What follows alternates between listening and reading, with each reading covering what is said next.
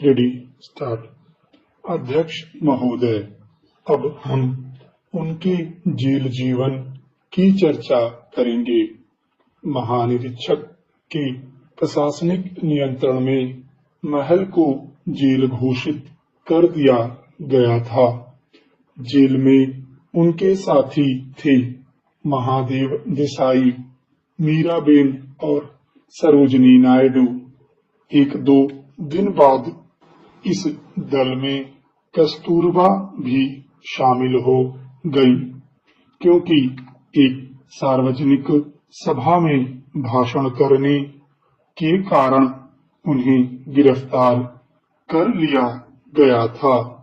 उसी दिन 9 अगस्त को गांधी जी ने वायसराय को एक पत्र लिखा और एक अन्य पत्र बम्बई के गवर्नर को लिखा। उन्होंने 9 तारीख को सरकार द्वारा जारी किए गए प्रस्ताव का उल्लेख किया और कहा कि इसमें सरासर झूठी बातें दी गई हैं। भारत सरकार प्रस्ताव में कांग्रेस के और उनके विरुद्ध झूठे आरोप लगाए जाने का उन्होंने विरोध किया। उन्होंने एक सत्याग्रही के साथ अनुचित व्यवहार किए जाने के लिए भी विरोध प्रकट किया। उन्होंने गवर्नर को याद दिलाया कि इस बार आंदोलन में अपने आप को गिरफ्तार कराने का कार्यक्रम नहीं रखा गया, बल्कि सत्याग्रही गिरफ्तारी से बचने का भी प्रयत्न कर सकता है, क्योंकि वह अहिंसा में विश्वास रखता है। इसलिए उस पर हमला नहीं किया जाना चाहिए और उसके साथ धक्का मुक्की नहीं की जानी चाहिए। उन्होंने यह भी उल्लेख किया कि जेल अधीक्षक ने उन्हें सूचित किया था कि उन्हें समाचार पत्र नहीं दिए जाएंगे, परंतु सरकार के विरुद्ध वास्तविक आक्रमण हुआ। उनके 14 तारीख के वायसराय को लिखे गए पत्र द्वारा उन्होंने सरकार के प्रस्ताव के भिन्न उपबंधों का विश्लेषण किया और आरोप लगाया कि इसमें तथ्यों को तोड़ा मरोड़ा गया है और यह कांग्रेस के विरुद्ध झूठे आरोपों से पूर्ण है। उन्होंने कहा कि आंदोलन का उद्देश्य यह था कि लोगों में त्याग की इतनी अधिक भावना जागृत की जाएगी कि सबका ध्यान इधर आकर्षित हो।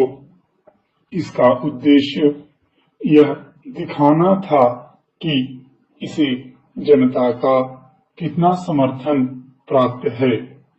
वायसराय के विरुद्ध यह शिकायत थी कि कांग्रेस पर प्रहार करने से पहले सरकार को अथवा वायसराय को उनके पत्र की प्रतीक्षा करनी चाहिए थी।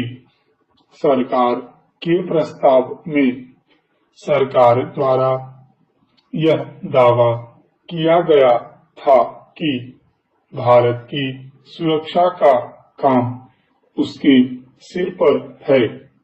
गांधी जी को यह दावा सच्चाई के साथ मजाक लगा, विशेषकर मलाया, सिंगापुर और बर्मा की रक्षा में पूर्ण असफलता के बाद उनके विचार में सरकार का प्रस्ताव सत्य की हत्या थी।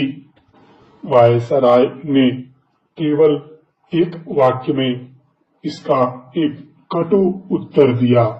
इसके बाद महादेव देसाई की अचानक मृत्यु हो गई, जो कि गांधी जी के सबसे अधिक वफादार सहायक और सचिव थे। भारत में यह माना जाता था कि उनकी मृत्यु के बाद गांधी जी ने महानिरीक्षक को एक संदेश दिया कि इसे एक्सप्रेस तार द्वारा भेज दिया जाए। संदेश में महादेव की विधवा को केवल सांत्वना दी थी और हिम्मत बनाए रखने को कहा गया था। महोदय भक्ति आंदोलन और भक्ति काव्य की चर्चा में जिस बात को बराबर रेखांकित किया जाता रहा है और जो वस्तुतः हमारी चर्चा का केंद्रीय स्वर बनी है, वह यह कि भक्ति काव्य धर्म और भक्ति की केंद्रीयता के बावजूद महज पूजा पाठ, ध्यान, उपासना और उनके माध्यम से इस लोक के दुखों से मोक्ष पाते हुए परलोक में सुख भोगने का संदेश और प्रेरणा देने वाला काव्य नहीं है।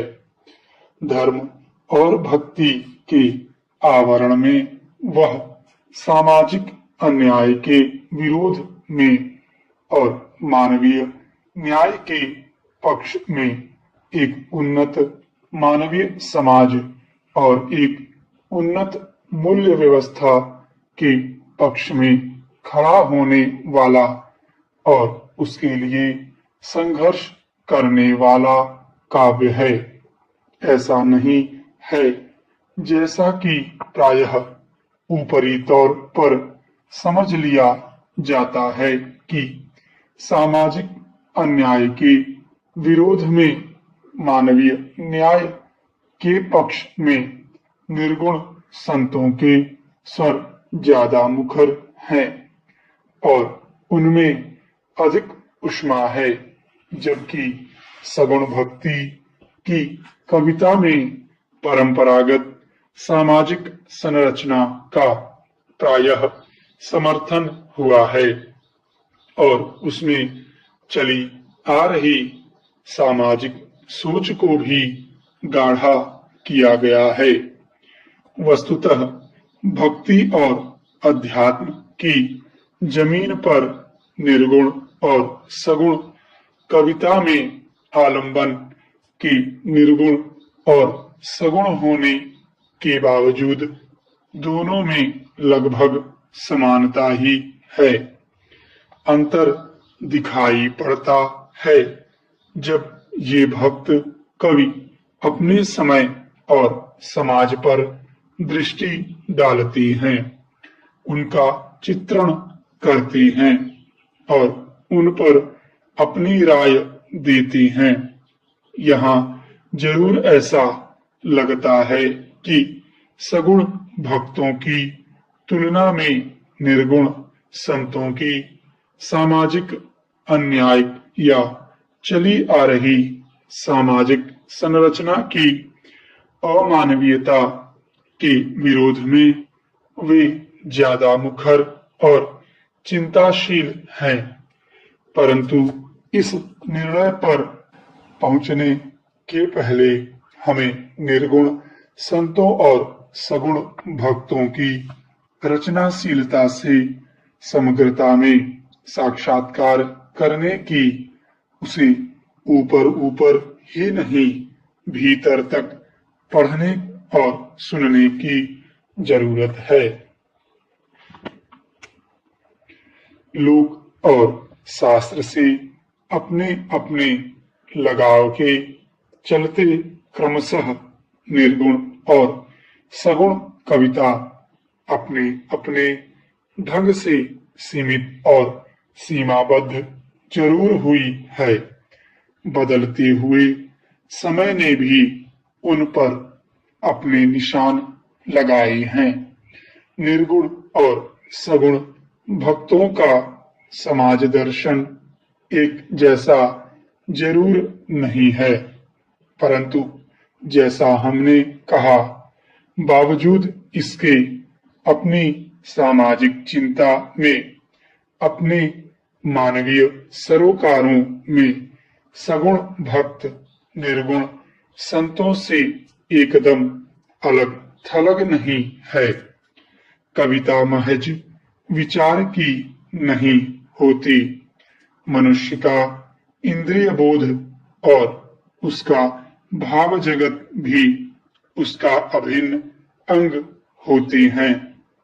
वरन इन्हीं भूमियों पर कविता सही मायने में कविता बनती है और संवेदना के धरातल पर अपनी स्थायी पहचान बनाती है।